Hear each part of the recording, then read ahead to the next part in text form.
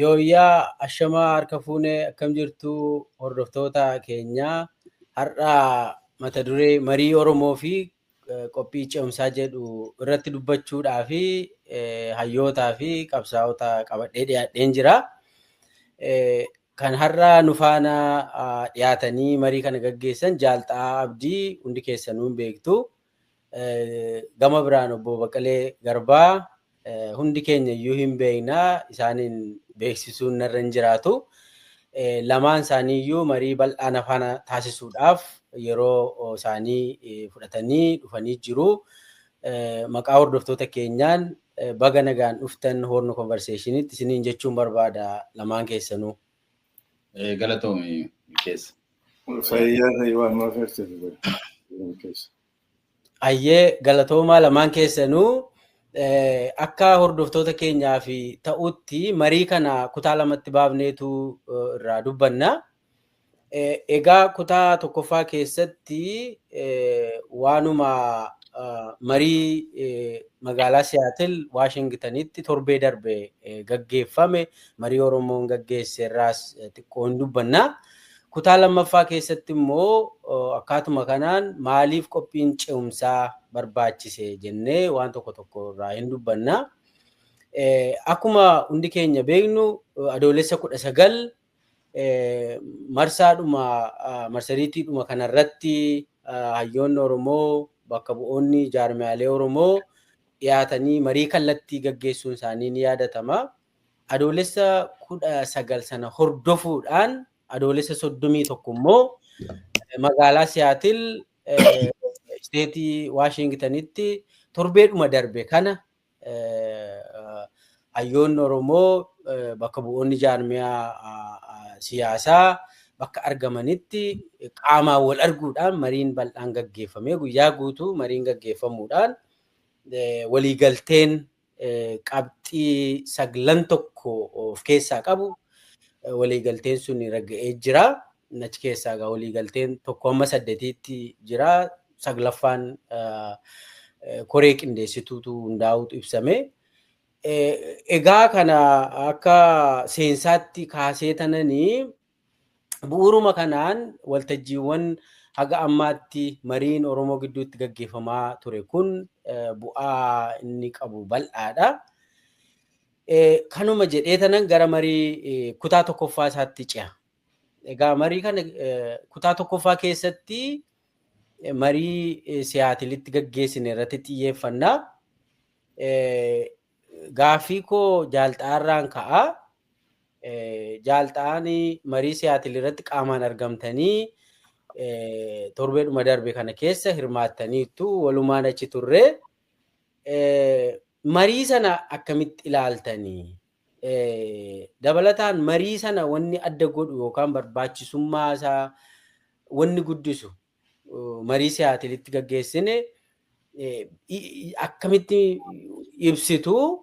Sanuma irratti immoo naa dabaluudhaan lammata itti naa dabaltaniituma hawaasni Oromoo marii sana akkamitti ilaale? Hawaasni biyya jiraatu bakka garaagaraa Oromoon jiraatan marii sana akkamitti ilaalanii Jaalxaa?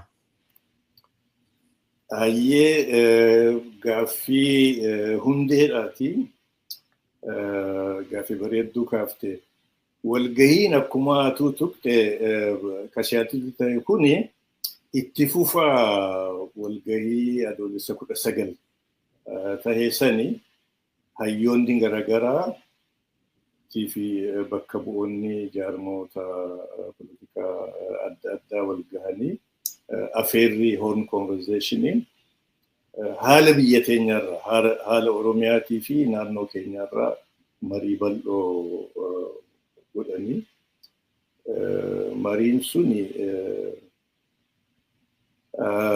nuus taanee qabsaa'onni uummanni guutuunis akkasumatti taa'ee haala deemaa jiru ilaaluu hin danda'u. Waraanni Oromiyaa irratti labsame dhumaatiin beelli biyya karaa daandii hamaa irratti oofaati jira. Akkasumatti teenyee ilaallu waa ta'uu qaba. Akka qabsaa'ota Oromoottis akka hayyootaatti ummatoota biraatii wajjin mala dhawuu qabna jechuudhaan mariin ka jalqabde. Siyaatilitti ka ta'e yaada jalqabame san akkamitti hojiirra oolchinaadha. Garam deemaadha yaadni sun. Wanti mari'atame yaadni akkasumatti akka yaadaatti akeekamee qofa hafuun qabu gara hojii poolitikaatti jijjiiramuu qaba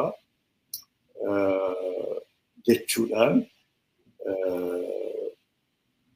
mariin bal'oon taatee siyaatilitti akka atuu kaaftee qabxiilee adda addaa waan hojjetamuu mala irratti tokko waan amma hojjetamuu barbaachisu kun sagantaa ce'umsaati achi boodaas ce'umsa boodaas waan ta'uu mala bal'inaan irratti mari'atame akka ilaalamu isaatu mari'atamee labsi bahe akkaataatti fuuldura deemnus warri duukaa koreen qindeessituun ramadamte uummanni garaagaraatii fi uummanni Oromootis qabsaa'onis akkamitti ilaalan yoo jenne uummanni Oromoo bal'inaan diyaasporaa akka jiru biyya keessaatis yaada kana bal'inaan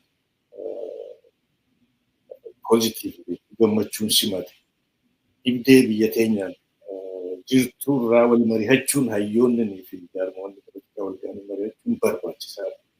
Mala dha'uun barbaachisan jechuun fudhatanii miidiyaanis kanuma duukaa bu'ee himaa jiran fakkaata. Hawwii fi hamilee qabsaa'otaa waan ol kaase warra wal gahee marii san godhee fi humnoota kanatti gumaachaniif gaaffii guddoodha. Uummanni waan irraa eeggatu sochii cimtuudha. Dirqama cimaa seenan jeetii yaada gabaabatti hawwiin akkasumatti keenya ilaallu mala dhawuu qabna rakkoo biyya keenya jirtu keessattuu uummata Oromoo jirtu fi olloota keenya wajjis mari'achuu qabnaadha.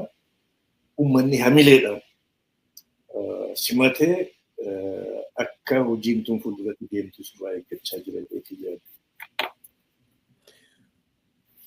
Baay'ee ulfaadhu jaaltaa obbo Baqqalee sittan deebi'a.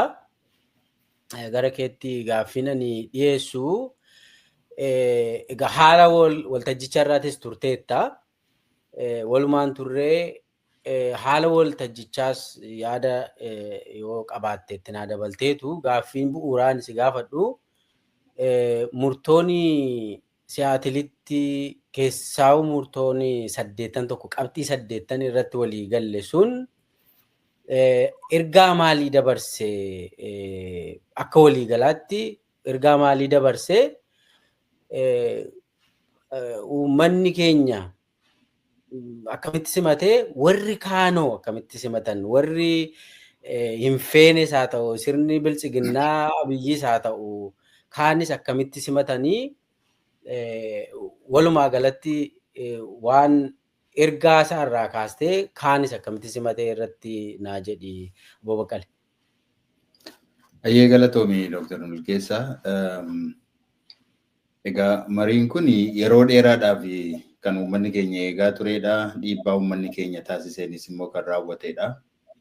Kanaaf uummanni akkuma amma jaaltaan jedhanii abdii guddaa itti horatee baay'ee jaallateera simateera.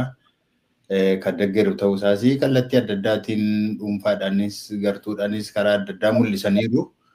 Saboonni biroonis Oromoon tariitii abdii ta'uudhaaf deema biyya kanaatii fi kan jedhu abdii guddaa kan itti hore ta'uu isaa ibsaa jira. Haa ta'uuti karaa biraa immoo akkamittiin ilaalame yoo jenne karaa mootummaa immoo naasuu guddaa uumeera. Naasuu guddaa uumuu isaarraan kan ka'e raayyaa miidiyaa hawaasaa guutummaadhumatti gaditti bobbaaseera. Guddaati haga xiqqaatti mainstream miidiyaatti jalqabee haga social miidiyaatti xiqqaa haga feesbuukiitti takka illee hin hafne namni tokko manatti akka hin hafne jedhamee qajeelchitti kennamee hundumtuu bobba'ee waa'ee kana qofa irratti akka xiyyeeffatuu fi viidiyoowwan dur turan gadi yaasanii waan namni tokko dubbate achirraati kukkutanii nama walitti buusuudhaaf maal gochuudhaaf wanni isaan hin godhin wanni isaan hin carraaqin hin jiru. Dhugaamatti mootummaan gidduu kanatti kasaaraan ni kasaaree osoo lola guddaa tokko osoo ta'e lola guddaa tokko keessatti kan yeroo meeqa lolchiisuudha kan inni kanaaf baase jedhee yaade garuu hammi kun kan gadi bahee dubbatu kun nyaataadhuma jira. Oromoo uummataa nyaataa kan uummanni illee quba qabaachuu qaba. Kan gadi bahee kana mormu hundumtuu waan kana irratti kan bobba'e hundumtuu itti kennameetu waan nyaatu fudhateetuma hojjetaa jira jechuudha. So naasuu guddaa uumeera gara sanaati. Haa uumuuti maal fa'aa immoo jedhanii jennee walaallee maal fa'aa jedhani gadi ba'anii. Kun sirriidhaa kun sirrii miti waan jedhan tokkollee hin qaban waan nama ajaa'ibu keessaati. Murtoon keessan sirrii miti yookaan walga'iin keessan sirrii miti qabxii isin asirratti kaaftan sirrii miti ka jedhu namni tokko hin argamne achi keessaati. Kun baay'ee nama ajaa'iba. Wanni isaan jedhanii callisaniituma nama abaaru, callisanii nama arrabsu. Inni kan gartuu manguddootaa, gartuu jaarolee, maal jedha. Biyya sabisilaa keessatti muuxannoo isaatiin, umurii isaatiin itti kabajamu keessatti aadaan badee, safuun biyyaa badee, akka hin taane ta'ee hangafoota isaa uummata abaaru, uummata arrabsu gaditti yaasee akka addaggeetti uummata arrabsiisa mootummaan kun nama arrabsiisa. Qabsaa'ota isaa gatii meeqa itti kaffalan, bira dhaabbatan, saba kanaaf haga dhumaatti falman bifa kanaatiin salphisuudhaaf yaalanii ittiin ofii salphataa kan jiran ta'uu isaati kanan arginu. Wanni isaan dubbatan egaa kun hinaaftota gartuu mufattootaati jibbiin isaan kaka'aniiti warra aangoof bololuudha. Kun warra Oromiyaa foxxoqsuuf barbaaduudha. Warra immoo kunoo waan kanaaf deemuudha. Abalummoo inni kanii maatii isaa yoo bulfachuu hin danda'u akkanaa jedhanii dhuunfaatti nama tokkotti gadi bu'anii.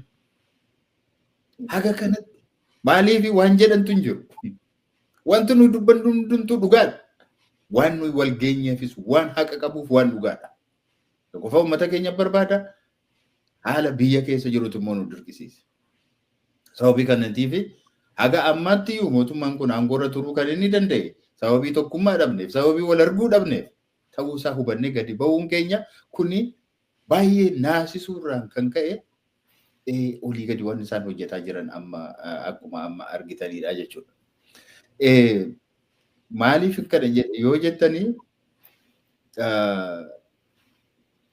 waa'ee murtoo keenyaa amma namni tokkollee namni kaase hin jiru kanan isiniin jedhuufi murtoowwan murtaa'e keessaati mootummaan kun tokko mootummaa Oromoo miti. Oromoo bakka hin bu'u, saba biraas bakka hin bu'u, saba kamiin illee hin fayyadne kanaaf bu'uu qabaa kan jedhudha. Kanaan kan mormu eenyu gadi ba'e.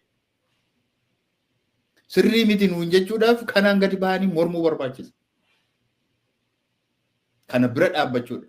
Mootummaan kuni kan kooti kan Oromooti kan jedhu yoo jiraate Oromoo ajjeesuu isaatiif, Oromoo buqqisuu isaatiif, Oromoo hiyyoomsuu isaatiif, afaansaa isa bara wayyaanee arganne irraallee gad deebisuu isaatiif. Kana hundumaatiif mootummaa Oromooti sirna federaalizimii diiguu isaatiif, daangaa isaa cabsuu isaatiif, eenyummaa isaa salphisuu isaatiif, hiyyoomsuu isaatiif kun mootummaa Oromooti kan jedhu yoo ta'e saboota biroo akkuma saba Oromoo cabsuu isaatiif kuni sababa kuni Oromoodhaa yoo jedheefi kanaatiif qophaa'uuf bira dhaabbachuun barbaachisaadha. Abbaan kana jedhu gadi ba'ee mootummaan kun kan kooti jedhee haa falmatu. Rakkoo mootummaan kun fidee fi booddee itti gaafatama inni hordofee mootummaa kanarra gahuuf immoo fudhachuudhaaf qophii ta'utu irra jiraata nama hundumtu. Kana bira dhaabbatu jechuudha. Nuti gara keenyaan gartuun kun kan Oromoo miti. Oromoon hin filatamne dantaa Oromoo tarkaanfachiisaa hin jiru jenne. Tokkoffaan kana jala muranii walitti himuun barbaachisaadha. Kanaatiif warri nuun mormu kun dhugaadha moo soba isaaniitiif? Uummata bal'aadhaaf kun soba moo dhugaadha? Kana beekuun barbaachisaadha. Inni ittaanu saboota biroo akkuma nuunis nu cunqurse, akkuma nuunis nu miidhe, akkuma nuunis nu ajjeese. Saboota biroos akkanuma gochaa jira. Kanaaf saba biraafis hin ta'uu jenne. Dhugaadha moo soba kun? Warri social media adda addaa irraa gadi bahee nutti iyyu kun dhugaadha moo soba? Kana fudhachuu qabu.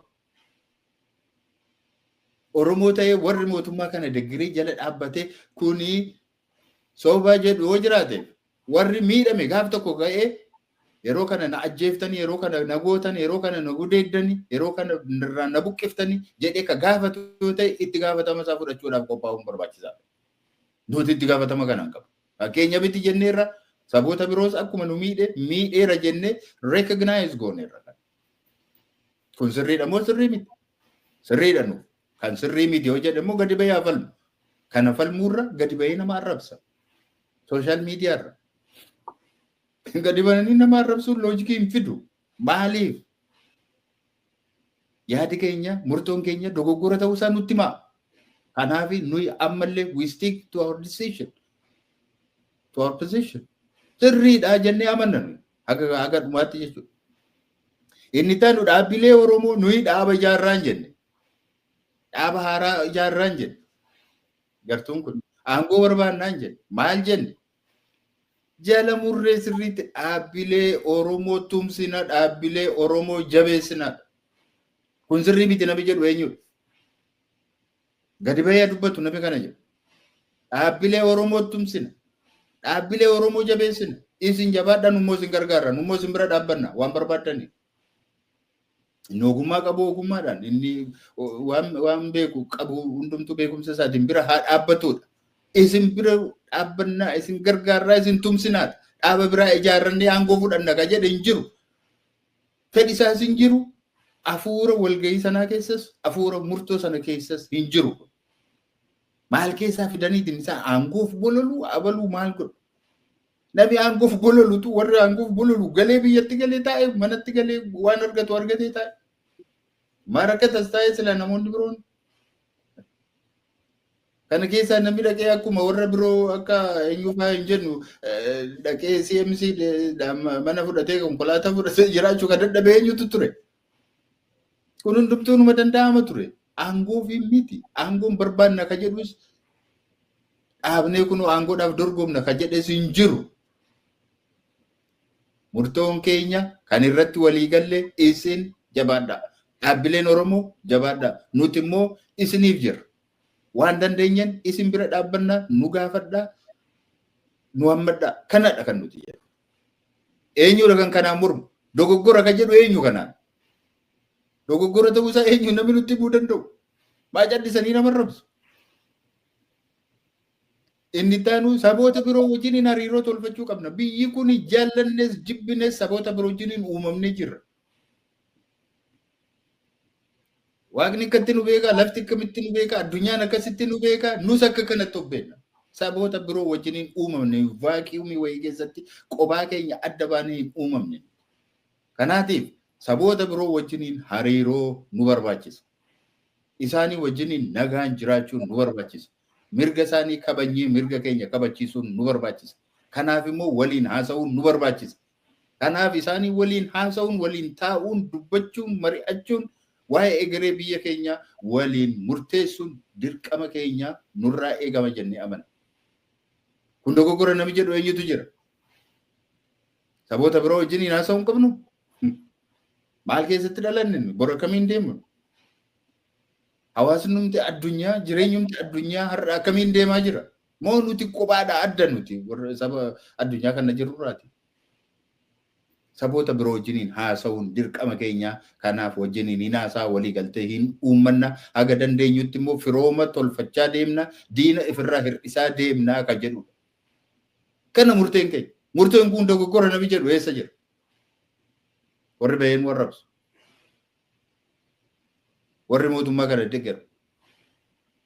Inni biraan qaamonni waraanaa, birookiraasiin yookaan qaamni nageenyaa warri amma gartuu dhuunfaa yookaan nama dhuunfaa dantaa nama dhuunfaa tiksuudhaaf, sirna dhuunfaa tiksuudhaaf warri dhaabbatanii jirtanii dhaabbadhaatii of ilaalaa uummata kana eegaa, uummata kana tiksaa, uummata kana ajjeesuu irraati, miidhuu irraati.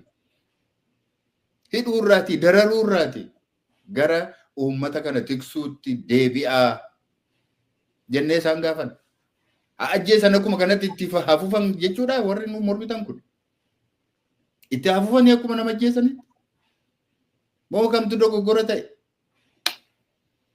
Naman ajjeesina mootummaa yookaan sirna namoota muraasaaf dantaa namoota muraasaaf jecha saba kana hin miidhinaatii saba keessan ilaalaa saba keessan tiksaa. Kanadha murtoon keenya tokko. Eenyu namni kun dogoggora jechuu danda'u? Maaliif dubbatan gadi ba'anii kanaafan qabiyyee isaa irratti namni dubbate tokkollee hin jiru cal'isaniituma nama abaaru. Utuu qabiyyee isaa irratti dubbatanii nama miliyoona tokko nama meeqa bobbaasee akkamittiin nama qabxii kana irratti nama dubbatu akkamittiin nama mootummaan kun sababii dhabeef maanni sababii dhugaa hin qabne dhugaatu wajjiniin hin jiru. Yommuu sooshaal miidiyaa irratti akka kana nama nuu iyyuu miidiyaa haga kana baay'atu sababii hin qabaanneef yoo qabaachuu baanne iyyuu dhugaa qabna haqa qabna saba qabna nama nu dhaga'u qabna sammuu banamaa qabna nama immoo nu hordofuudhaaf gatii kaffaluudhaaf qophii ta'e qabna wajjin hin deemu. Kanaatiif booddeetti deebi'uu hin dandeenyu jechuudha. Isa biraa dhaabbileen idil addunyaallee akkuma sila dubbanne mootummaa kanarratti dhiibbaa gochuu danda'an dhiibbaa gochuutu irra jira. Maaliif addunyaa walitti hidhamtee jirti? Daangaan keenya saboota biroo wajjin walitti hidhamee jira. Saboota biyya keenya keessa jiraniinis biyyoota ollaanis addunyaanis walitti hidhatee jira. Kanaatiif wal bira isaanii wajjiniin haasa'anii yookaan akka isaan dhiibbaa irratti godhan waamicha gochuun barbaachisaadha jennee waamicha gooneef. Kun barbaachisaa miti. Maal jechuudha dippiloomasii jechuun maal jechuudha? Kanaafi qabxii tokko irratti illee gadi bahee namni dubbate hin jiru. Akkanumaan abaluu warra maal jedhe ofuma waan faayidaa hin qabne kanarratti borii baasa mootummaan. Kanarratti birrii miliyoonni meeqa gidduu kan akka ba'e hin beeku. Utuu namni meeqa beelaatu jiru. Manni barnoota meeqa cufamee utuu jiru. Namni meeqa dawaa dhabee qorsa dhabee utuu du'aa utuu jiru. Karaan silaatti suphamuun irra jiru suphamuu dadhabee ganna kanaan uummanni walitti deemuu dadhabee addaan citee utuu jiru. Maallaqi achirratti ba'uu danda'u. Kunoo warra nama abaaree buluu fi gartuu tokko duwwaa faarsee buluuf maallaqni hagana hin jedhamne itti dhangala'aa jira. Qabeenyi biyyaa akka kanatti dhumaa jira. Warra gadi ba'anii nama abaaranii isaan irratti wanni qabnu hundumaa achirratti urgufannee achirratti xumurachaa jira fixaa jira jechuudha. Kanaaf an kanan arge karaa firootan keenya, karaa uummata keenya, karaa saboota naannoo keenya jiranii gammachuu guddaatu jira. Karaa mootummaa immoo naasuu, sodaa, waan hedduutu jira. Haa ta'uyyuu malee immoo tokkollee gadi bahee riiziniidhaan sababaadhaan kun kana sababii ta'eef isin dogoggora qabdu kan nuun jedhe hin jiru. Kan kana jedhu yoo jiraate yoomillee sirraa'uudhaaf qophiidha nuti. Yoomillee waan namni nutti himu, waan namni nu gorsu, gaaffii inni nu gaafatu dhagahuudhaaf yoomillee qophiidha. Kanaaf ani akkuma kanatti fudhadhe waan gidduu kana ture jechuudha. Baay'ee galatoomi Obbo Baqqalee yaada bal'aa nuuf kaaftee ulfaadhu. Jaalxaa gara keessanitti deebi'a. Marii tolchinu yeroo hunda marii godhamaa jiru keessatti wanti bu'uuraa waa'ee tokkummaa Oromoo akka ta'e irra deddeebiin ka'aa jira. Uummanni Oromoos waan dheebuu tokkummaa Oromoo kanadha kan inni himataa jiru. Gaafa hooggansa fi hayyootaa fi jaarmiyaalee bakka warra bu'e bakka tokkotti argu Oromoonis baay'ee gammade. Amma akkuma lamaan keessanuu kaaftan uummanni Oromoo gammachuu guddaa qaba. Mallattoo jalqabbii amma arge kana baay'ee gammachuu qaba. Itti nuufufaa haa abbootti nuufufaadha wanni jiru hundu. Waa'een tokkummaa kanaa maaliif akkasittiin bu'uura ta'e jaalxaa qabsoo keessatti waa'ee tokkummaan kun maalumaa fi bu'uura waa maraa ta'e dheebuu maaliif ta'e yeroo kanatti jaalxaa? Yaada bal'aadha kunis sababaan isaa bakkuma lamatti qooduu dandeenya. Akka duraa sirna Itoophiyaa keessatti, impaayera Itoophiyaa keessatti akka akeekaa akka ideoloojii impaayirichaa tahee uummanni Oromoo badiitutti murame akka uummataatti akka hin jiraanne aadaansaa afaansaa eenyummaansaa akka haqamu murtaa'eeti akka 19th century bara 19 wanni irraa jalqabee diidamoota keessaa jalqabee sirnaan barreeffameeti sagantaawee irratti hojjetamaa ture. Uummanni kun akka uummataatti akka hin jiraanne akka aadaansaa akka baddu ka lubbuun jiru akka Amaarinyatti jijjiirratu afaansaa aadaansaa hundi akka baddu itti murtaa'ee ture. Kana namuu ni beeka. Maqaalleetu dhoorgaa akka ture nama meeqaatu yaadata laata. Maqaan Oromoo bar sirnaan ifatti officially ani Oromoo ifin jechuuf September bara 1974 gaafa mootummaan Hayile Sillaasee kufaa jirtu kan labsame malee achi dura maqaa warri impaayera bulchuu baaseeniif waamamaa ture Oromoo. Kana maqaa isaarraa qabee aadaa isaarraa qabee uummanni kun akka baduu itti murtaa'ee ture. Maqaa isaa deeffachuun aadaa isaa bareedduu san sirna gadaa sirna dimokiraasii addunyaa keessatti hiriyaan qabne san deeffachuun eenyummaa isaa mirkaneeffachuun qabsoo barbaachifte. Kanaaf uummanni Oromoo tokkummaan isaa central ta'uun yoo Oromiya's national interest jennu dantaa biyyoolessa Oromoo jennu tokkummaan isaa central walakka isaati yaada kanaati yoo jennu uummata badiin itti muramte badii sanarraa if oolche qabsoodhaan gatii gurguddoo kafalee kuni irraanfatamuu hin qabu. Haasawa dheeressuuf ta'a malee maqaa fi eenyummaa isaa qabeenya isaa saamanii qofan dhiifne warri san bulchaa ture. Yeroo amma paarlamentiin ture gaafa Hayile Sillaasee sirna beetu cubbuu sirna yakka apartaayidii fakkaatuutu hojjetamaa ture.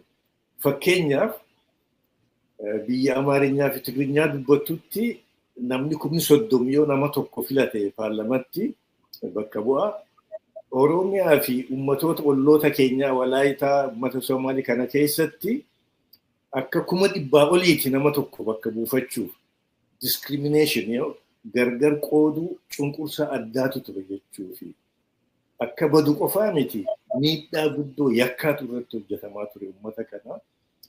Qabsoon Oromoo takka akeeknisii survival uummanni kun jiraachuu isaati. Eenyummaa isaa deeffachuu isaati.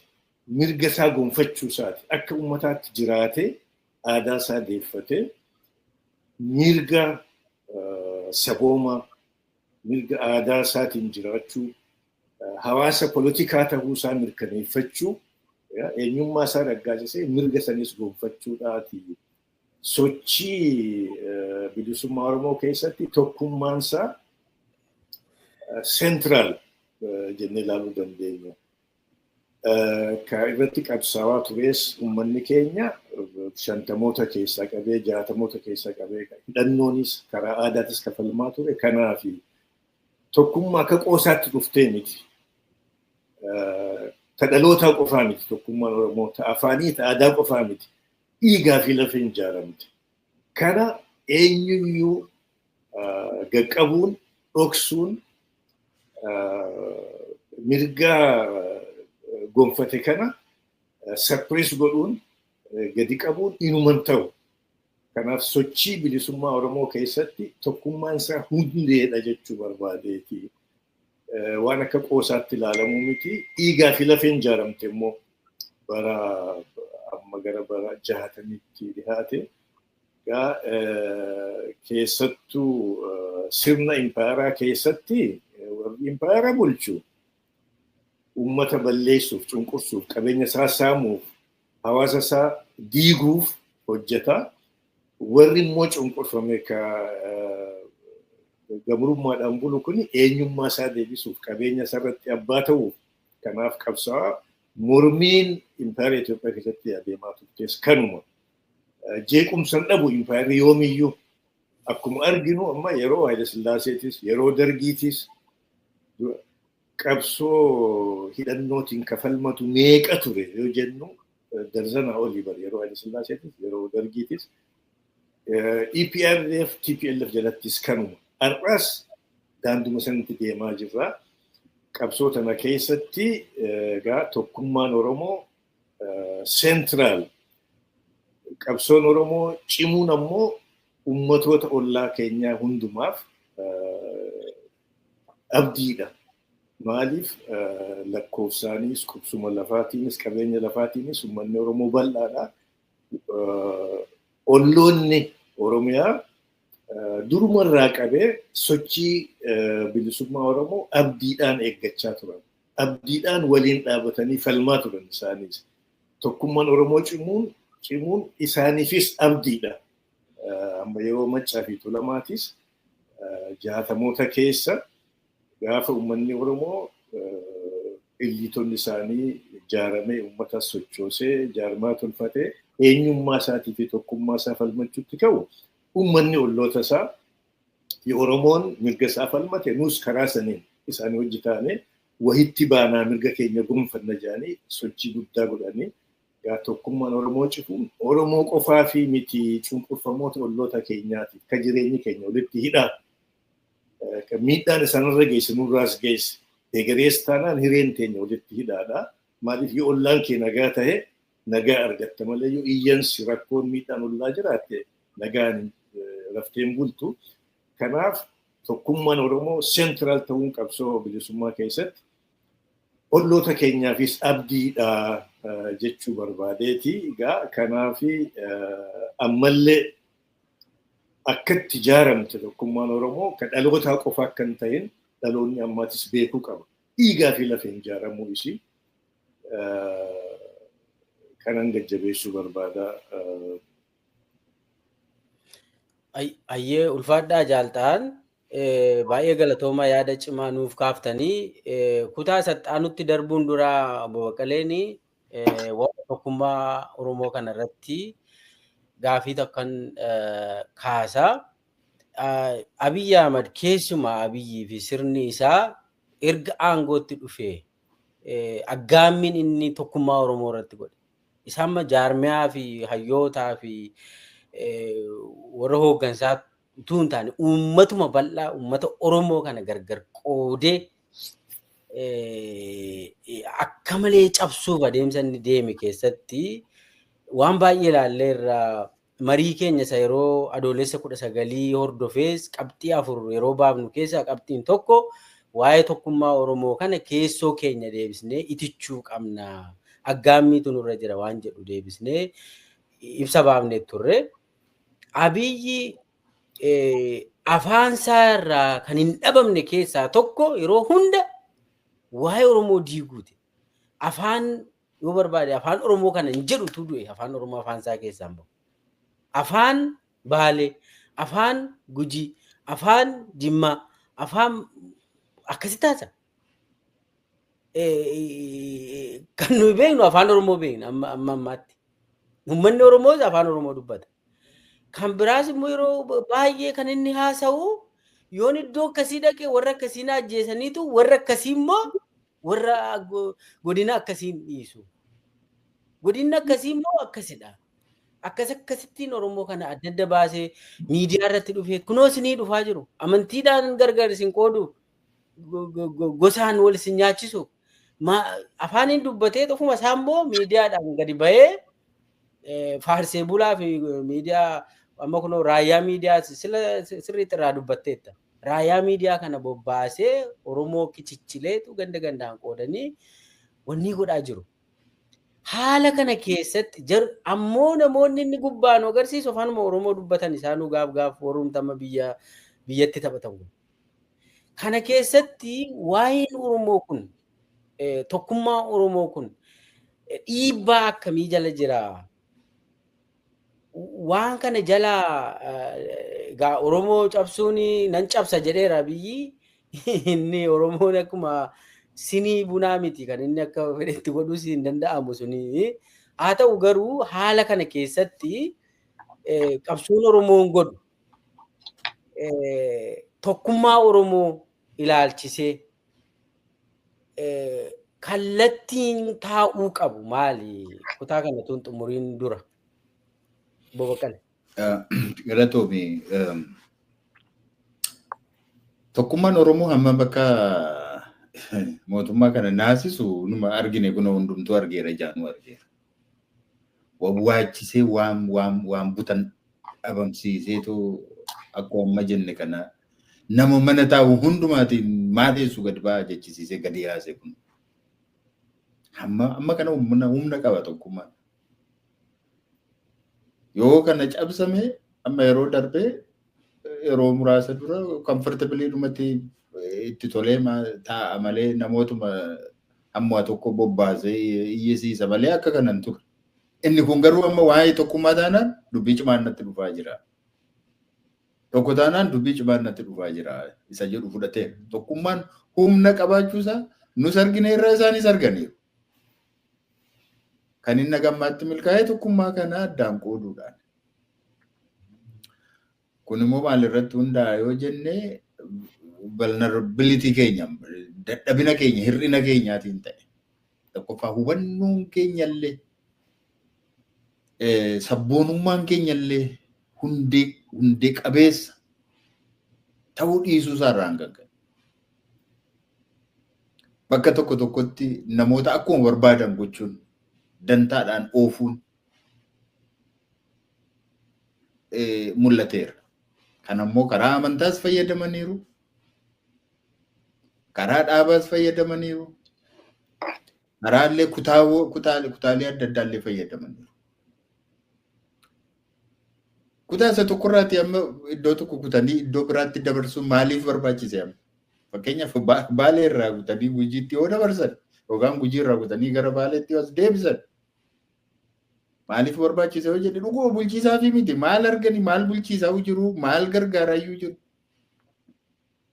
sarvisii maalii dhiyeessaa jiru yoo gibira sassaabuuf ta'e malee maal hojiiyyuu dhaqu godina keessa amma warri aanaa warri mootummaa maal hojii dhaqu Oromiyaa keessa yoo waa funaannachuu yoo ta'e malee qoricha keessaa fi jiru moo mana barnootaa ijaaraa fi jiru moo daandii ijaaraa fi jiru moo maal gochaa fi jiru bishaan galchaa fi jiru moo nyaata kennaa fi jiru moo maalidha sarvisii isaan kennaa fi jiru nageenya isaa eegsisaa jiru moo maal gochaa jiru gibiruma sassaabuudha.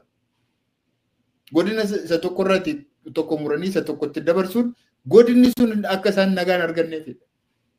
Isaan lamaan gidduu yoo nagaan jiraate cimaniitu gara koommoo ilaalu gara mootummaatti ilaaluudha. Amma gara mootummaa akka isaan ilaalleef akka isaan wal ilaalan gochuudha. Naannoo isaaniitti rakkoo uumanii rakkoo sana irratti akka inni xiyyeeffatu gochuudha. Kun lafa gootii lafa keetti. Kuni kaasii kuni achi jechuudha. Darbee immoo uummattoota naannoo wajjin walitti buusuudhaan godinaalee walitti buusuudhaan godina tokko tokko namoonni dhufanii lafa isaan itti dhalatan bakka isaan itti dhalatan waraqaa eenyummaa isaanii irraa ilaalanii kiraa manaallee akka isaan hin arganne iddoo tokkollee akka isaan hin jiran eessatti illee akka isaan hin qacaramne sarvisii tokkollee akka isaan hin arganne godhameera. Kun numa arginaa numa dhageenya numa beekama uummatni sin beeka eenyuyyuu numa beeka kan seenaanis numa galmeessa ragaa jira waan ta'eetiif jechuudha. Kun maaliif dhuguma saba sana miidhanii isa biraan immoo gargaaruudhaaf miti. Yeroo isaanii walitti deebisanii tokkummaa isaaniitu laaffataa gara koon ilaalan isaa walii isaanii ilaalu malee. Walitti deebi'u malee aanannatti hin deebi'an. Kanaaf rakkootu barbaadama. Rakkoodhumti biyya kana keessatti 2018 booddee dhufe inni jalqaba gaafa maalii jalqabe? Gaafa adda bilisummaa Oromoo gara Finfinneetti galuu jalqabe. Gaafa sana hundumtuu uummanni gadi ba'ee gaafa inni simatu obbo kun hin ta'u akka kanaatti hin deemsisu. Kanaafuu rakkoo uumanii saboota biroo wajjin walitti buusanii wal ajjeesisanii gaafuma sana Oromoon bineensa ta'e akka inni mul'atu. Akka inni bineensa fakkaatu godhan. Qeerroo isheen qabsoodhaan fiddee aangoo irratti isaan baafte kun akka intarhaamwe akka sanyii duguugduutti lakkaa'amte akka yakkamtootaatti ilaalamanii akka isaan bakka jiranitti adamfamanii akka isaan hidhamaniif akka isaan ajjeefaman taasifamu. Kun maaliif rakkoo uumuun garaagartummaa uumuun tokkummaa balleessuun tokkummaa diiguun aangoo sanarra turuudhaa fi meeshaa isa guddaadha. Kanumatti fayyadamee as ga'e. Kanaaf uummanni keenyas kanaaf saaxilameera. Nuyis immoo warri dura buunee uummata kana geggeessuun nurra ture. Kallattii kennuun nurra ture. Hamma gochuun nurra ture gochuu dadhabuu keenyaan rakkoon kun hundumtuu uumame. Isarratti dhimma kan nuyi waggaa meeqa booddee kan nuyi dammaqne deebine. Isarratti dammaqne amma. Hin ta'u akka kanaatti deemeenyaa numa tursa. Kanaaf nuti walitti deebi'uu qabna. Haasa'uu qabna. Kallattii agarsiisuu qabna. Dura bu'uu qabna. Rakkoo jiru agarsiisuu qabna. Waan dhufuufis immoo qophaa'inaa fi uummata kana qopheessuun nurra jira isa jedhudha.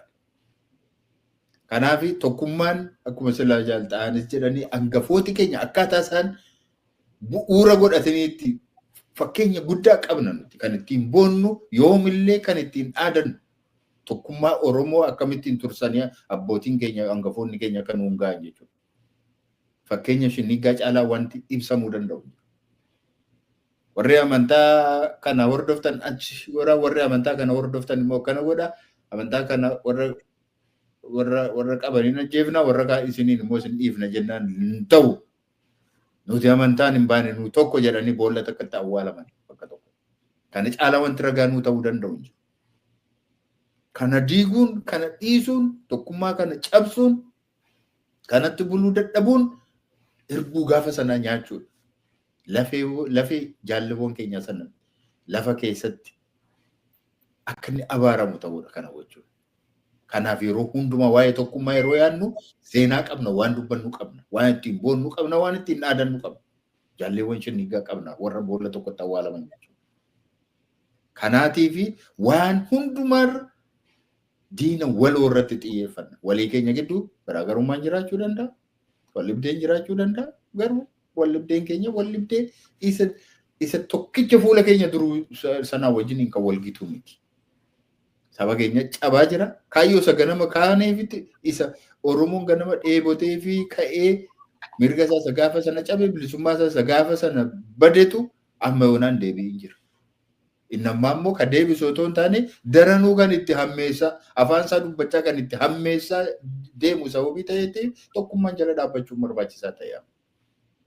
Nuyi eenyullee afaan maalii akka inni dubbatu dhimma ittiin qabnu garuu saba keenyaaf mirga barbaanna.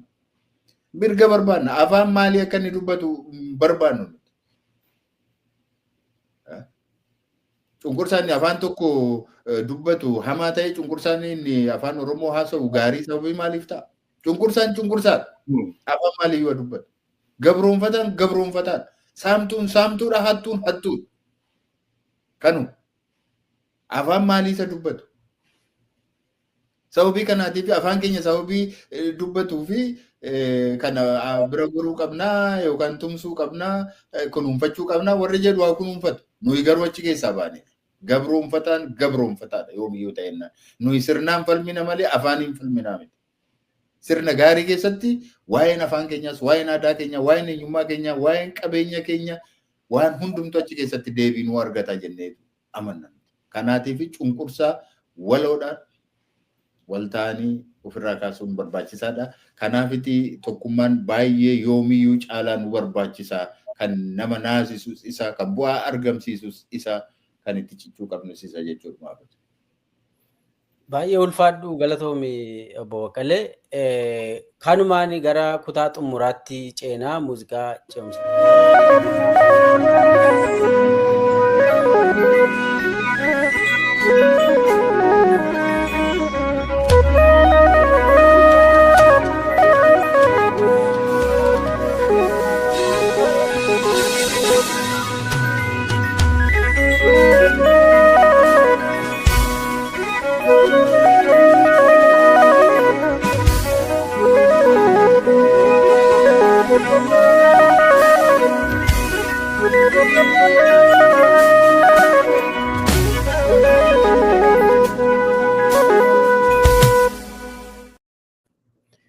Hayyee deebinee jirra.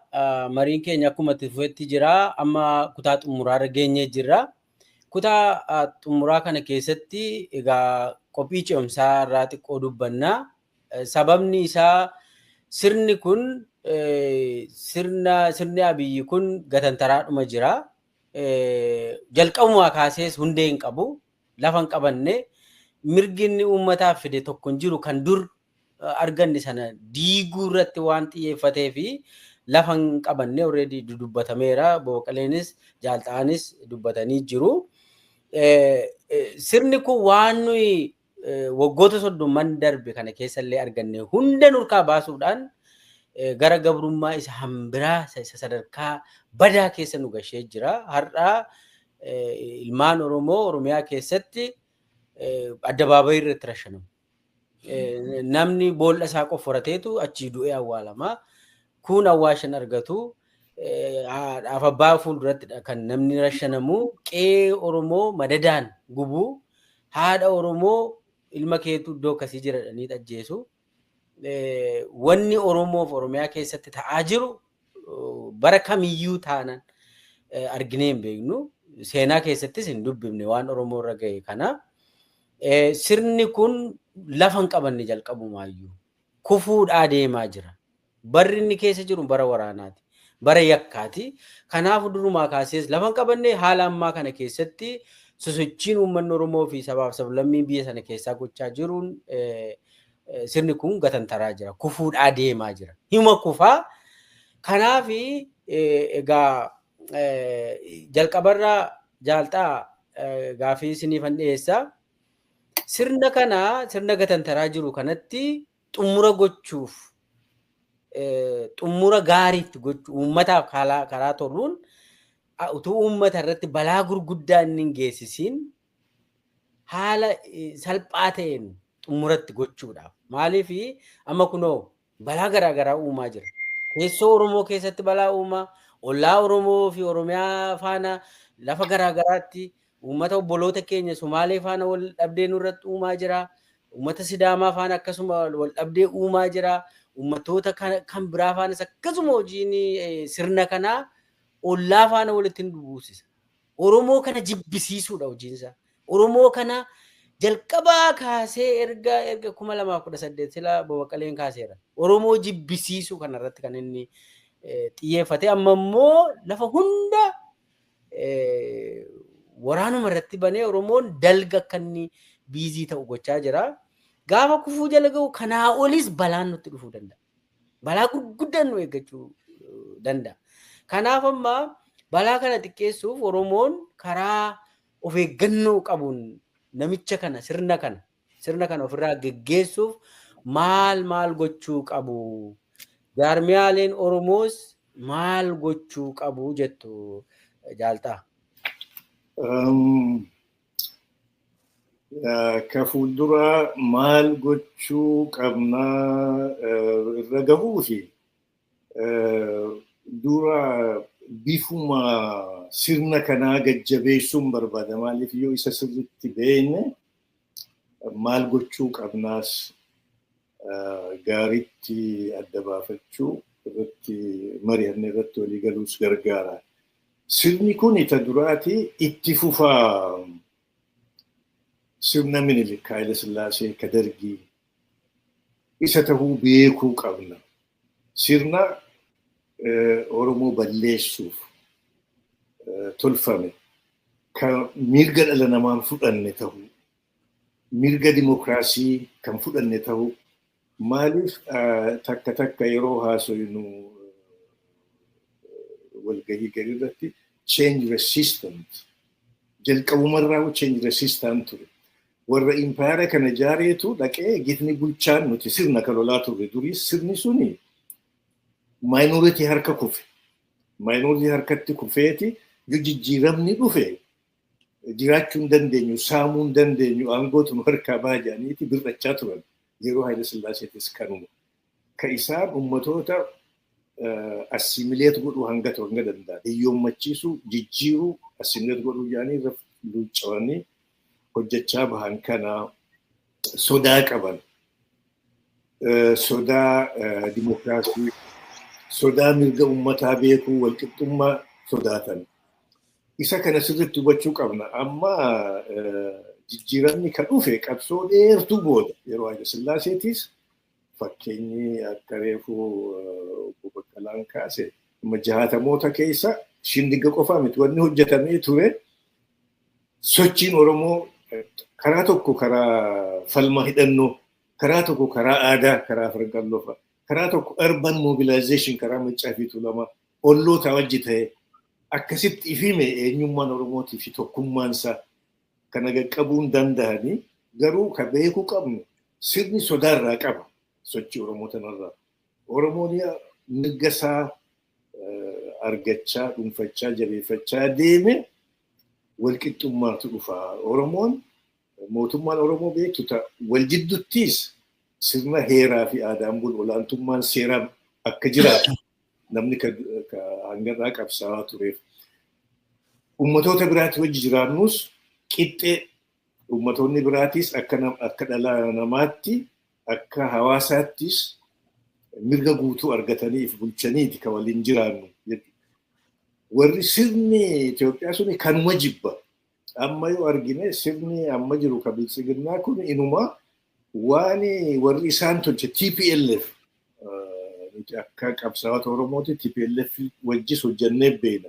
TPLF yoo xiqqaate theoretically afaaniin akka politikaatti walqixxummaa sabaa mirga dhala namaa fudhatanii ture. Warri ammaa kuni kana diiguu barbaadanii walqixxummaa ummatoonniif bulchuu walii wajjin jiraachuu kana didaa jiran. Mirga dhala namaatii irraa jechaa jiran bal'inaan. So jijjiirama bara 1991 ta'e ka ummatoonni Itoophiyaa garaagaraa if bulchanii walii wajjin jiraachuu immoo akkatti mootummaa walii wajjin yoo qabaatan akkatti qooda fudhatan kan jirusan badiin isaa ka badii fide kana jedhanii warra amanu warri aangoorra jiru. So isaan sirna ture san ka isa Amaarinyaa ka Oromoo balleessuu irratti hundaa'e sirna san cimsinee hojiirra oolchina ka jiru afaanii baafataniiti namichi aangoorra jiruu fi gorsitoonni isaa hojii Minilik hojii Haile Sillaaseetti deebifna jechaa jiranii bara. Kana namni dhoksuu hin qabu. Kanaaf qabsoon teenya dachaa ta'uu qabdi. Mirgoota qabsoo dheertuun uummanni Oromootii fi uummattoonni biraatis gonfate kan bara 1991 mirkanaa'e. Ka heera amma jiruun 1995 ka TPLF tolchite ragga isan mirga dhala namaa, mirga uummatootaa, mirga hiree murannaa isa kana balleessuu qabna jedhaniiti ka deemaa jiranii. Kuni ifatti hubatamuu qaba dura. Maal goonaa dura jarri kuni eenyu akka ta'an. Namni tokko obbo Baqqalaan Faan gaariitti beekaa nama politikaa biyya sanii keessa ture injiinarii Liqaal Mokonnin Geetnet ka jedhanii paartii takkaaf mataa ture naf fakkaate yeruma TPLFitu. Namni suni dhalootaan nama Amaarinyaatu irraa Amaaraatii naf fakkaata. Waan inni je'een yaadachiisuu barbaada. Sirni amma jiru kani maqaa balleessuuf mootummaa Oromooti je'ee warri itti galee daba haasa'u. Inni የተማሩ አማሮች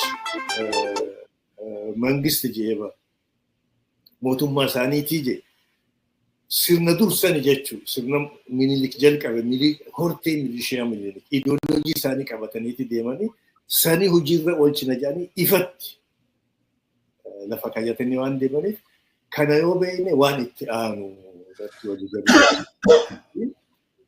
Jarri kuni mirga dhala namaatti amanan, mirga hiree murannaatti amanan, jijjiirama waraana addunyaa lammaffaa booda argame sadarkuma addunyaattu mirga hiree murannaa hin fudhatan. Kanaaf amma qabsaa'onni Oromootii fi kan ummatoota biraatis ummanni bal'aan hundumaa kana beekee warra jijjiirama didu kana change resistant ka dimokiraasii jibbu walqixxummaa ka jibbu kana kuffisuuf marii bal'oo adeemsisuu walii galuu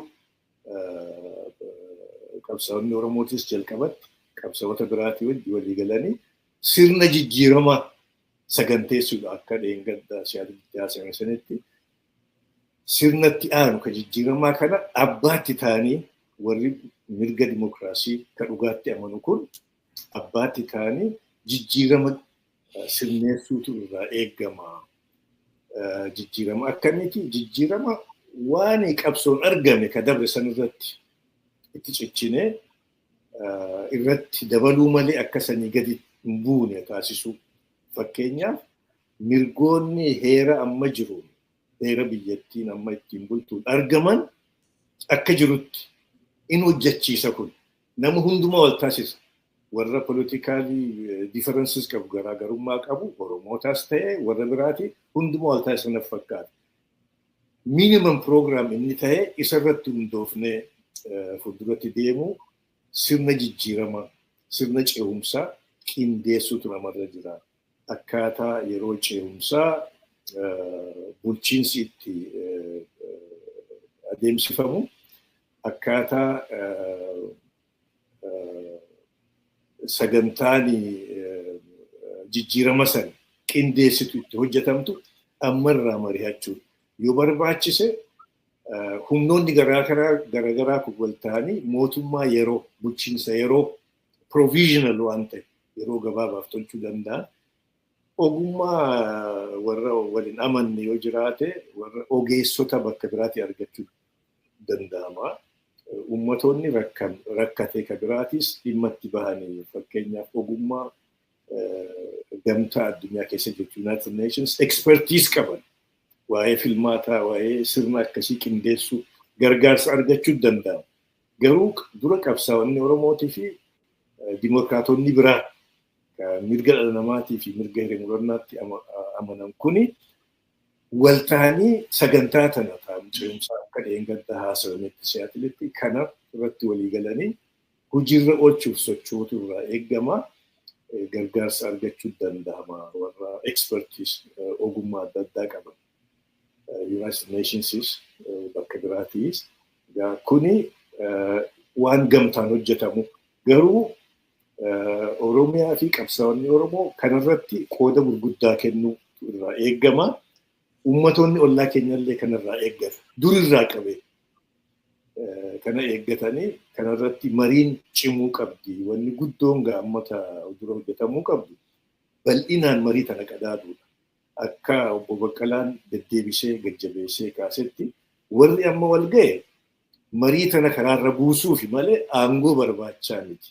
Mata matatti yoo argine rakkoon tun akka dhumattu dhumaatiin beelti jeequmsi waraanni Oromiyaa irra labsame akka dhaabamu waraanni olloota keenya irratti labsame akka dhaabatu rakkoon Tigraay bakka biraattis babal'achaa jirtu tun akka dhaabattu tasgabbiin argamtee akka sirni ce'umsaa qindaa'u ka barbaachisu mariin tuni jabaachuu qabdi gajjabaachuu qabdi. Warri amma wal ga'e marii tana daandiirra buusuuf malee ofii aangoo barbaadaaf miti. Warri mootummaa silaahuu wanni isaanirraa eeggamu kanuma tokko tokkoonis maqawamanii namoota arrabsuu xiqqeessuu qabeenya kanatti baasuun waanuma isaanirraa eeggamu hujuma isaanii jiran isaan isa beekan hojjetan. Qabsaa'onni dhugaa immoo ka Oromootii fi ka ummatoota ollaatiis dimokiraatonni waan itti amanan isa dhugaa ka jijjiirama dhugaa fidu isarratti fuulla'u isarratti luucca'uutu irraa eegama. Marii tanatti deddeebi'anii cimsanii karaarra buusuu akka mariin ammoo qadaadamtee jaarmaa san hojiirra oolchu qabsaa'onni Oromootii fi ka biraatis walitti dhufanii san qindeessuuf gara jaarmaa tolchuu sagantaa ce'umsaa san qindeessuu irratti isa boodaas waan ta'uu male akkan kaasee minimum program ka lafa jiru heera amma jiru. Heerri amma jiru qulqulluudhaa jecha waaqaati jechuu keenyaa miti. Wanni jijjiiramu baay'ee jiraachuu mala. Nuus ni qabna durumaanuu waan akka qabsaa'ota Oromootti wanni jijjiiramuu qabu hin jira. Suniin mari'atama booda garuu ammatti waan hundee ka walitti fidu qabsaa'ota hundumaa warra mirga dhala namaa, mirga waloo, mirga uummatootaa, mirga hiree murannaatti amanu hundumaa wanni waliif fidu gahaatu jira. Waan fagootti barbaadamuu miti. Isa qabatanii mirga walii kabajanii marii tana cimsanii fuulduratti tarkaanfachiisuutu barbaachisa. Wanni hojjetame hanga ammaatti gaariidha. Mariitti deebi'uu qabna. Mariin sagantaa ce'umsaa sanii fi waan ce'umsa boodaas argamu daandii qopheessuudha. Warri amma walitti dhufe kuni warra aangoo barbaaduu miti, warra hojii san gargaaru qabsaa'ota dhugaa kan hidhannoon falmaa jiranii fi karaa polotikaa falmaa jiranis. Warri karaa polotikaa falmaa jiru amma if dhaamachuun irra jiru hojii guddootu isaan eeggata. Odoo hojii isaanii deebi'anii yoo yaadanna ta'e addi bilisummaa Oromoo kana dura gaafa biyya keessa biyya ollaa jiruyyuu lafa jalaas ifaanis waan danda'u hojjete. Warri karaa polotikaa sochoona jiru hojiin isaanii bal'oodha, lafa jirti.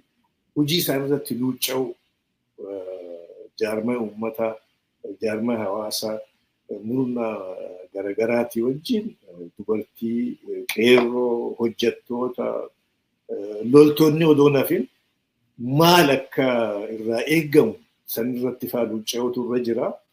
Wal jidduutti wal abaarsaa fi wal himannaa irratti yeroo dabarsuun barbaachisu.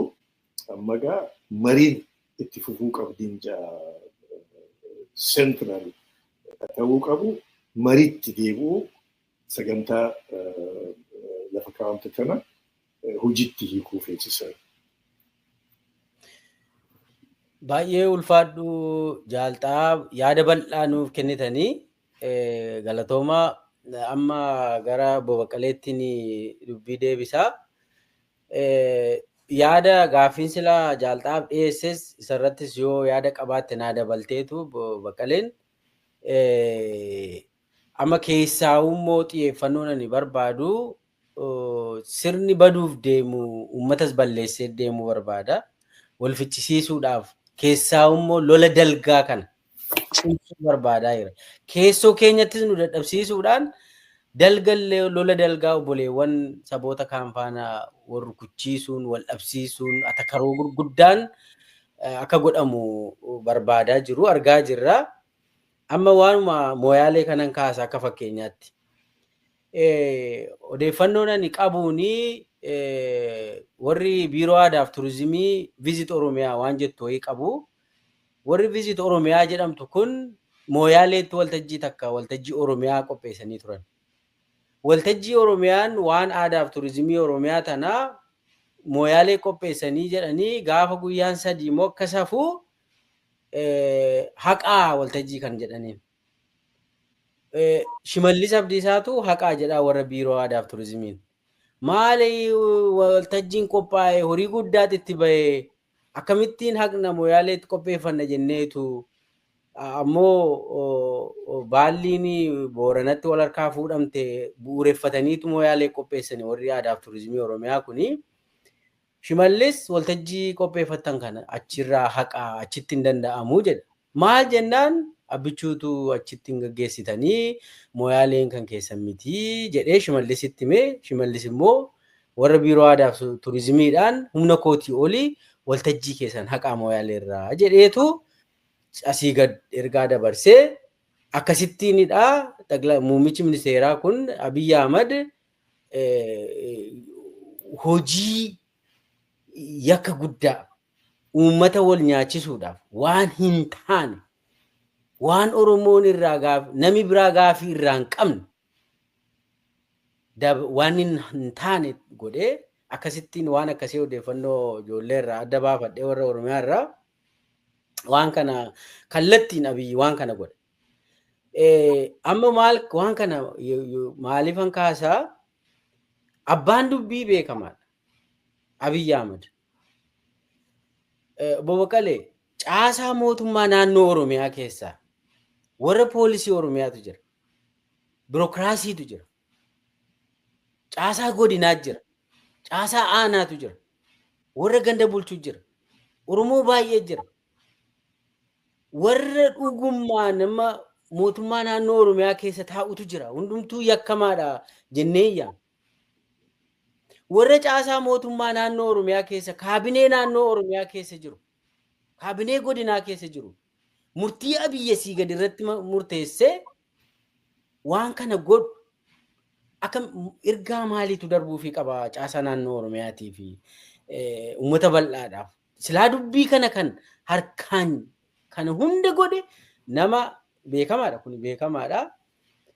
Isas itti dabaltee kanaa kaaftuuf yaaduma kaase ifamaa Baqqalee. Haa ta'u galatoomii. Amma miidiyaa kanarraati yeroo baay'ee nama tokko irratti xiyyeeffatamee yeroo dubbatamu namoonni maaliif waan dhuunfaa maaliif gootu nama tokko qofamaa abaaraa oolchuu jibbarraa qabdu hadheeffattanii abaluu jedhanii yeroo baay'ee keessumaa milkeessaa fi ittaana hin kaasu. Isinis maqaa isaanii yeroo baay'ee kaaftu. Waan sun irraa maddu namni quba qabu nama hundaa miti. Maaliif akkuma waan amma jedhamedha. Kanaan dura yeroo dargii amma tokko argineerra yeroo kan wayyaanes mogaa keessuma turre. Yeroo dargii sana maaltu ture? Warri dargii aangawoonni dargii wanna tokko dogoggora tokko yookaan waan xiqqoo tokko yoo hojjetani maallaqallee yoo bara dargii keessa baay'isee namni gubboo hoogganaan dargii namni tokko gubboon fudhatu bara sana. Yoo lafaa fudhatanii mana faa ijaarratan waan akkasii malee gubboo waan jedhamu laa yoo baay'ate biiraa faa bituu fi wuskii faa bituuf malee wanta akkasii hin jiru yeroo sana. Namichi dhaga'ee nama morma nu kutaa'e kun kana aman hundumti isaanii. Mangistuun nageenyaan morma nu gorra'aa jedhanii sodaatu. Amma yeroo namni du'ee harreetti fe'anii akka qalqalaatti harreetti fe'anii wannoo godhanii utuu muummichi ministeeraa namuma kana godhe sana naa fidaa viidiyoodhaan waraabanii akkas godhanii. Namuma kana godhe naa fidaa nama lammii ani bulchu biyya ani bulchu keessatti nama lammiidha jedhee gibira kaffalaa ana jala jiraatu jalatti maal isa balleessu maal isa godhu ajjeeftanii harreetti kafeetan eenyu fa'isinii naa fidaa nama sanatu jedhee nama sana irratti tarkaanfii fudhate kun hundumtuun dhaabbata ture biyyatti. Kun maaliif ta'a? He allowed it. Hin kenneef akka fedhanitti waan fedhan akka isaan hojjetaniif jechuudha. Kanaaf namuma tokkotu waan hundumaa hojjeta. Kanaaf namuma tokko irratti xiyyeeffatama. Mootummaanis namuma tokko ta'e amma naanna'ee. Amma federeeshiniin ni jedhamus hin jiru. Heera mootummaan ni jedhamus hin jiru. Naannolee ni jedhamanis hin jiru. Eenyullee waan namni tokko godhaa jedhe malee gochuun hin danda'amu. Isa jedhu irra ga'ame. Kanaaf nama hundumaa nama badhaadhina keessa jiru miliyoonii 12 abaaruun kanaaf nutti ulfaata. Inni kaan ajajameeti. Inni kaan dirqameeti. Yoo kana ta'uu baate buddeen isaa dhaba. Yoo kana ta'uu baate ijoollee isaa agabuu bula. Farra uummataa jedhamee inni immoo borimmoo rakkoo gara biraa keessa seena. Kanaafiti nama kana hundumaa balaaleffachuun hin danda'amne. Kanaaf sirna sana warra hoogganan namoota muraasa irratti xiyyeeffachuun barbaachisaa kan ta'eef yeroo hundumaa kan dubbatames kanaafidha jechuudha. Kanaaf egaa sichiyyuu waan hedduun ta'uudhaaf jira. Amma yeroo dhuma kan wayyaanee jala karaa abdii illee Somaalee fi Oromoo gidduu rakkoo hedduutu uumama. Amma immoo amma deebisanii Somaalee fi Oromoo gidduu rakkoo guddaa uumaa jiru. Rakkoo guddaatu uumamee jira. Namni du'aa jira, wal ajjeesaa jiran. Uummata afaan isaallee wal fakkaatu. Baayiliingwaliidha uummanni kun amma uummanni keenya daangaarra jiru kun. Kaan afaan Somaalee, kaan afaan Somaalee sin dubbatu, afaan Oromoo sin dubbatu. Inni Somaalee inni Oromoos jechuudha. Amantaan isaanii wal fakkaata, aadaan isaanii wal fakkaata. Wal fuudhanii walitti heeramuun wal keessa jiru. Gaala yeroo tikfatan, loon yeroo tikfatan, kaan gamatti keessa, kaan gamatti walumaan jiraatan. Kun akka waliin hin jiraanne gochaa jiran. Maaliif waan sun hundumtuu hafee akka gartuu tokko irratti akka xiyyeeffatamudha. Akka Oromoonni biroon hin birmanneef immoo duraan Oromoo biraa immoo qubaatti rukutanii akka kabiraan hin birmanneef godhanii ani gosa eenyutu naa birmatee jedhee akka inni taa'u immoo godhanii Oromoo addaan diiganiiru. Amma aangoo mootummaa aangoorra jiru kana namni akka salphaatti ilaala. Mootummaa gartuu hamaadha gartuun kun. Maaliif? Tokkoffaa gartuu maallaqa farkaa qabudha har'a hunduma keessaati. Maallaqa guddaa farkaa qaba. Horii guddaa farkaa qaba. Ofii isaanii qabaachuu miti. Maatii isaaniitiin, ilmaan isaaniitiin investoroota ta'anii har'a kaampanii hedduu kan oomu godhan ilmaan isaaniiti. Ilmaan jeneraalotaati. Ilmaan warra abbootii aangooti. Dubartoota isaaniiti. Firoottan isaaniiti. Akkuma jirutti monopolize godhanii kan bitaa jiran, kan asii kan waa raabsan, kan maal godhan isaanuma qofadha. Gartuu maallaqa qabudha. Dinagdeedhaan of misoomsedha.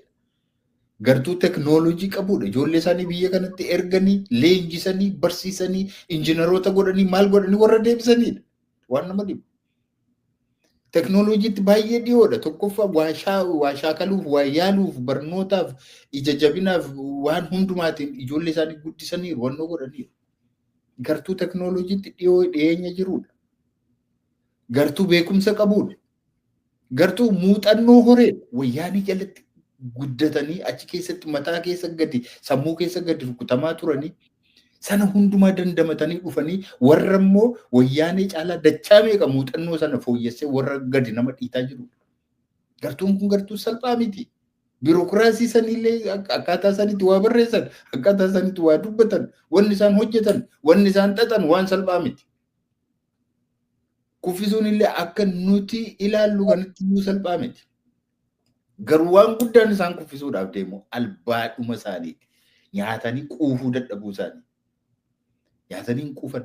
Isuma qaban sanas waan argan lafa gaarii yoo argan irraa buqqisanii sanas ofii isaanii hawwu.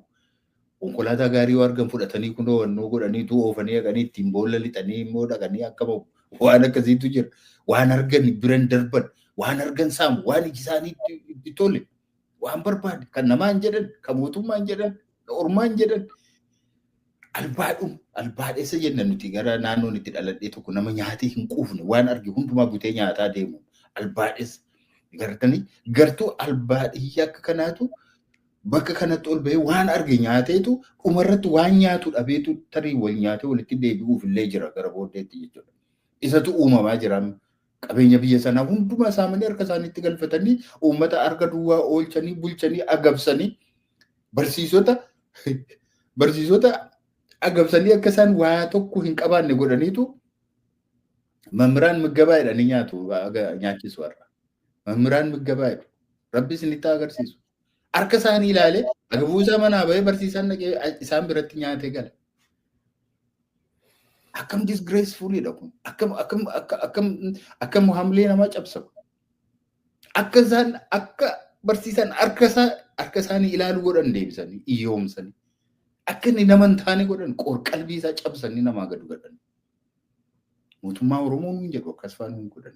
Mootummaa kan Oromoos miti, kan saba kamiiyyuu miti, kan hojjetee bulaas miti, hansaba lammii biyya sanaayyuu miti kan nuyi jennu sababii kanaaf. Kanaaf egaa akkaataa mootummaan kun itti kufuu hin beeknu kanaatiif garuu qophaa'uun barbaachisaadha. Akkaataa inni itti kufuu hin beeknu eenyu akka kuffisu hin beeknu. Garuu karaa hundumaa dhiibbaa gochuun barbaachisaa ta'u akkuma isa yeroo 1974 akkuma isa yeroo 1991 akkuma isa 2018 2018 akka kana ammas jijjiiramni dhufee Oromoon qooda isaa akka hin dhabnee fi Oromoon tokko ta'ee gurmaa'ee taa'ee eeggachuu qaba. Yoo karaa kana kufe maal goona? Eenyufaatu kuffisuu danda'a? Hagamitti? Hawsuun akkamitti ta'uu danda'a? Kanaaf immoo qoodi keenya maaliin hiree keenya bakka keenya bakka nuu malu akka hin dhabneef maal gochuu qabnaa jedhuudhaaf gartuun kun wal ga'e. Maal gochuu qabna? Yoo kana ta'e. Kanaatiif akkuma deengaddaa gaafa sana iyyuu dubbanne Siyaatil irratti akka dubbanne seenaariyoo hedduutu jira. Karaa mootummaan kun ittiin kufuu danda'u baay'eetu jira. 1, 2, 3, 4, 5 jennee lafa keenyarra. Karaa 5 keessaati yoo kana ta'e akkam goona? Yoo kana ta'e immoo akkana goona? Yoo isa kana ta'e akkam goona? Garuu akka Oromootti akkam goonaadha malee nuti aangoo sanatti utaalanii qabachuudhaaf yookaanis immoo waan sana bolola aangoofi miti. Yoo ta'e kan nutis keessatti qooda fudhannee dhiibnee irraa kuffisnu yoo ta'e, ka ormis kuffisu yoo ta'e, ka ofii kuffisu yoo ta'e, kaaroo amma adda addaa kan kufu yookaan internationally dhiibbarra ga'uun kan kufu yoo ta'e, qoodi keenya eessaa isa jedhu ilaalleerra. Isarratti ammas wal argeen itti fufuu qaba. Walga'iin itti fufuu qaba. Isarratti irra hojjetamuu qaba. Wanta ta'u tokko lama sadii jedhanii wannoo lafa kaa'aa deemuun yoo miidiyaa irratti akka kana beeksisuun yoo namatti ulfaate iyyuu yoo kana ta'e kana ta'a jedhanii irratti qophiin garuu akka Oromootti barbaachisaadha. Inni immoo amma jalqabameera, haala gaarii irra jira. Walitti dhufnee haasa'uun nu barbaachisa. Gara fuulduraatti kana cimsinee itti deemuu qabna. Oromoon immoo kana nu tumsuu qaba, nu bira dhaabbachuu qaba. Gartuun kuni gartuu aangoodhaaf deemu osoo hin taane Oromoon gaafa mootummaan kana booda kufuunsa hin hafu, haa xiqqaatu, haa fagaatu, yeroon isaa malee kufuunsa waan oolu miti, waan qabatamaadha. Gaafa sana iddoon keenya eessaa, bakki keenya eessaa, hagam qophoofnee haa eeggannu jechuudhaaf walga'iinsi kun immoo itti fufuu qabaa, jabaachuu qabaa. Oromoon hundumtuu kana gargaaruu bira dhaabbachuu qaba. Warri amma kana faallaa kana dhaabbatanii nu abaaraa jiranis immoo haa dhaabbatanii. Amma jalqabanii wanni isaan sirni isaan amma gargaaraa jiran kun, gartuu isaan amma gargaaraa jiran kun gaaf tokko ganamuma gaafa isaan hirribaa ka'anii gartuun sun achirraa dhabamee karaa inni bade hin beektan ta'a. You don't know. Hundumtuu akka balbala ofiitii qaba. Ganama bahee yeroo inni yaa'ee badu hin beektan. Gaafa sana rakkoo keessa kan seenu isinidha. Saba keessanii wajjin walii lolinaa. Uummata wajjin walii lolinaa. Warri waraanaas uummata wajjin walitti hin bu'inaa. Warri poolisiis uummata wajjin walitti hin bu'inaa. Saba keessanii ilaalaa. Isaan ilmaan keessanii obbolaa keessanii moo isaaniif falmaa jirra. Maaliif achi as nutti dheekkamtu? Maaliif ija nutti baastu? Maaliif nu ajjeesuu barbaadu? Maaliif nu miidhuu barbaadu? Maaliif saba kana dararuu barbaadu? Isaan isin ilmaan hiyyeessaati. Maa kana gootu? Kanaatii fi of baraa. Gara keessanitti, gara sammuu keessanitti deebi'aa. Gara saba keessan tiksuutti deebi'aa jechuu barbaadu. Thank you. Baay'ee ulfaadhu obbo Baqqalee yaada bal'aa, ergaa bal'aa nuuf kenniteetta. Hordoftoonni keenyas yaada kana baay'ee jala bu'anii hordofaa jiru jennee amanna. Dhumarra jaaltaa yaada gabaabduu yoo itti dabaltan, ergaa xumuraa yoo irratti nu hidhaatan sagantaa keenya goolabuu dandeenya.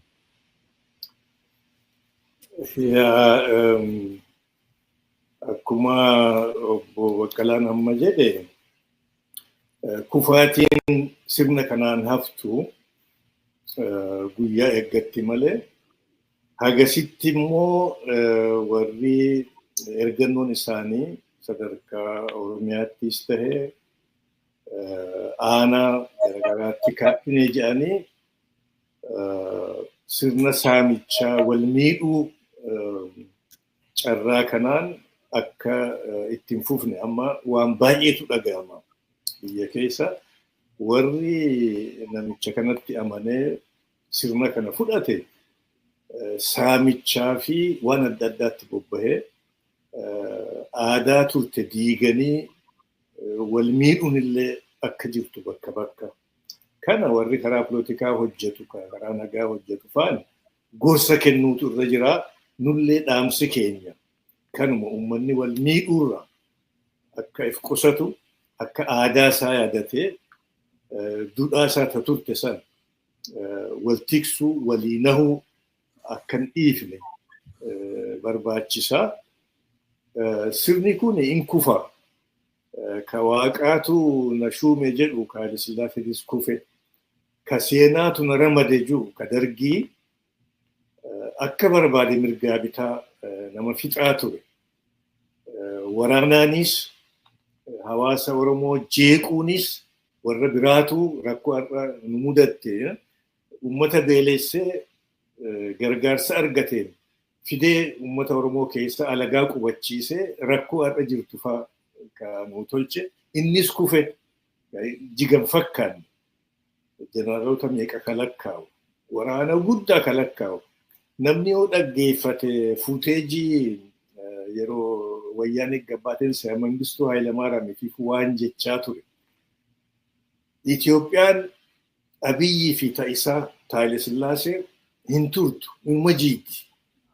Nama du'uuf hin dhabe jedhu marratti. Kana wanni niin kaasuuf daandii sanirra jira isuma dinqisiifata nama beekta warri amma bulchuus Koloneel Abiy Mangistuu fi Haile Sillaasee Minilik ka faarfatu ka dinqisiifatu. Haile Sillaaseenis hin kufe. Mangistuunis hin kufe. Sirni kunis amma akka kufu ifaadha. Maaliif kaayyoo isaatu waa inni hojjetuutu ta uummataa toltuu miti, ta tursiiftuu miti. Inni nuu ifitti jarjaraa jira, uf dafaati jira. Maaliif cubbuu hojjetanii jarri hundumtu Oromoo balleessu, ollootaan waliin dha'u, sani yoo laalle amma TPLF yoo jenne divide and rule isuma katti fayyadaman. Warri kun san itti fufee ummata waliin dha'u, olloota hawaasa Oromootis jeequ, walirratti jaaru kana inni dabrammoo hegeree qaanyii tahaa qubsumti garagaraa bakka jiranitti aadaa fi duudhaa fi akka gadi hin dhiifne. Sirni kun akka badu beeknee hegereen keenya akka wayyaa'u isaaf if qopheessuutu gaariidha. Sirnichi akka saa eegee dhiigaa jira Oromoon. Oromiyaa irraa jalqabeeti karaa waraanaatis, karaa mirga namaarraa jechuutis biyya guutuu ummatoota olloota keenyaa hundumaa wal gahe. Ollootas gahe, ollootas jeeqaa jiramma. Ufis xiqqeesse. Sirna turuu qabuu miti. Inni nuu ufitti jarjaraa jira, uf dafaati jira. In badaa kana beenee uummanni keenya duudhaa isaa akka gadi hin dhiifne. Walii nahuu, wal gargaaruu, olloota isaati wajjin nagaan jiraachuu, seeraa fi heera kabajuu akka gadi hin dhiifne. Warri sirna kana jalatti irkate gariin isaanii lafa Oromoo alagatti gurguraniit ittiin jiraachaa, ittiin bashannanaa, ittiin faamilii isaanii, dhala isaanii ittiin jiraachisaa jiranii. Kunis badii gurguddoodha. Maaliif ragaatu jira. Namni isin beeka warra kana hojjetu dhiisaa. Lafti Oromoo lafee Oromooti. Lafa Oromoo gurguruu dhiisaa irraa if qabaa. Ummata keenya miidhuu dhiisaa, xiqqeessuu dhiisaa. Ummanni keenya ummata jijjiirama guddaa fide. Ka bara 1991 argamsiise walqixxummaan haa jiraattu, seeraan haa bullu ka jedhe. Kanaaf gatii guddoo kafale ummanni keenya. Ummanni kun kabajaatu gahaaf, ulfinaatu gahaaf. Tokko tokkoon isaatis akka ummataattis ulfinaa fi kabajaatu gahaaf malee ummata keenya xiqqeessuu dhiisa. Warri immoo Oromiyaa irra bulchu namicha kolonicha faarsanii ummata xiqqeessuudha. Qaanyi dhugatti wanni isaanii haasawamta. Yeroo hamtuudha immoo riikordiin teessii bara. Viidiyoon warabamtee teessi. Ummata keenya kabajuu qabdan. Ummanni kun gatii gurguddoo kafalee olloota isaaniitii wajjin ka jijjiirama fide. Seenaa if duuba deebisuunis hin danda'amtu. Seenaa if duuba deebifna jettanii rakkatina. Haasawaa Minilik Haile Sillaasee ka Mangistuu dhiisaa. Fuulduratti deema. Mirga dhala namaa, mirga waloo, mirga ummatoota kabajaa kanaatu nu baasa. Sirna kufaatiin isaan hafne kana akka yeroo hundumaa barabaraan jiraatutti ilaaltanii walin miidhina ummata keessaniif, hegeree ummata kanaatiif waan dandeessan gumaachaan jechuu barbaada. Kanumaan irraa godha.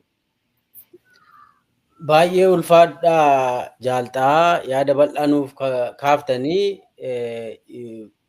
marii keenya goolabuu qabna. Akka waliigalaatti egaa marii taasifneen tokkoffaa uummanni keenya tokkummaa isaa daranuu cimsachuu akka qabu, wanni jalqabame bal'inaan akka itti fufuu qabu, sadarkaa hundatti biyya keessatti, biyya alaatti, aanaa irratti, ganda irratti, maatii keessatti waa'een tokkummaa Oromoo ajandaa ta'ee deebi'ee mari'atamee mariin bal'inaan gaggeeffamuu akka qabu irratti waliigalleerra natti fakkaata. Wanni ka'aa jiru hundisaa mariin iddoo hundatti nu barbaachisa. Tokkummaan keenya deebi'ee ittituu qaba. Maddi cimna keenyaas isa waan ta'eefan jedhu sirriitti irraa dubbannee jirra. ergaa guddaadha ta'a jechuudha. Gama biraan immoo sirni kun murni kun kufuudhaa deemaa jira. Numa baduu, numa deemu. Abiyyi Abudaabiitti mana ijaarratee jira. Sana ragaadhaan of harkaa qabna. Isa iyyuu miti. Isuma jalallee namoonni muraasni jiran kondominiyeemillee haa taatu Dubaay bibbisatanii jiru. Bakka itti baqatan wayii warri gubbaa Abiyyi jala jijjiiran namoonni muraasni sirnicha nama ajjeesaa oolan gidiraa hunda Abiyyirraa fuudhanii hojiirra ooshan kana wanti xiqqoon istuudiyoollee haa taatu bitataniiru. Isaan ni baqatu jechuudha. Uummanni keenya caasaan mootummaa keessa jiru, waraanni biyya sanaa, poolisiin Oromiyaa, bulchiinsi jiru hundi gubbaa hamma gandaatti kan uummata faana hafu jara waan ta'eef yeroon isaan qaban amma gara uummataatti deebi'u. Akkuma sila dubbannee lamaan keessanuu kaaftaniitu gara uummataatti deebi'anii faayidaa uummataa tiksuun, mirga uummataa tiksuun, dantaa uummataaf dhaabbachuun yeroon isaa amma. Namicha kanaaf ergama fudhatanii lafa Oromoo doon taane gochuun, taa'anii ilaaluun, ilmaan Oromoo ajjeesuu, hidhuun dhaabbachuu qaba. Gara uummataa goruu qaba. Caasaan kuni. Kanarra darbee immoo Abiyyi nurraa deema kan nutti hafu obboleewwan saboota kan jedhu kaafne. Abiyyi tuun ta'in uummata Somaaleen nutti aana. Abiyyi tuun ta'in uummata Sidaamaan nutti aana. Abiyyi tuun ta'in sabaaf sablammiin nutti aana. Oromoo ni sabaaf sablammii faana jiraata. Malee Abiyyi faana jiraata Oromoo. Abiyyiif sirni isaa ni badu, ni kutu. Murni sun ni kutu. Garuu ammoo uummanni bal'aan waliin ni jiraata ittuma fufu. Keessoo ofiitti tokkummaa ofii cimsachuu, itichuu akkuma barbaachisu obboleeyyan faanallee marii gaggeessuun barbaachisaadha. Jaarroleen abbootiin gadaa sarkaan jiran jaarsi biyyaa manguddoon sabaaf sablammii ollaa faana uummata Sidaamaa faana dubbatuu qabu. Waan irratti wallabuun qabu Oromoon uummata Sidaamaa faana. Uummanni Sidaamaa Oromiyaa keessa yoo jiraate lafa isaati. Oromoon Sidaamaa naannoo Sidaamaa keessa yoo jiraate lafa walooti. Walumaan jiraata sabni kun yeroo dheeraadhaaf bara dheeraa wal dhabdee tokko hin qabu. Sirna waan kana uumaa jiru guduunfaatti gochuuf bakka hundatti mariin barbaachisaa akka ta'e kan nutti aanu sabaaf sablammiidha malee murna kana miti. Murni kun diina akka taate sirriitti irraa dubbanneerraa kanumaan goolamna jedheeni yaada. Yeroo bal'aa nuu kennitanii jaaltaan obbo Baqqalee Garbaa yeroo bal'aa ergaa bal'aa waan nuu kennitanii fi maqaa hordoftoota keenyaan guddaan isin galateeffadhaa ulfaadhaan isiniin jedha. Hordoftoota keenyaa sagantaa keenya mata duree marii Oromoo fi qophii ce'umsaa jedhuun yeroo bal'aa fudhannee mari'ataa turre asumaan xumurraa nagaa ta'aa ulfaadhaa. Nagaan jiraadhaa. Jiraadhu galatoomna.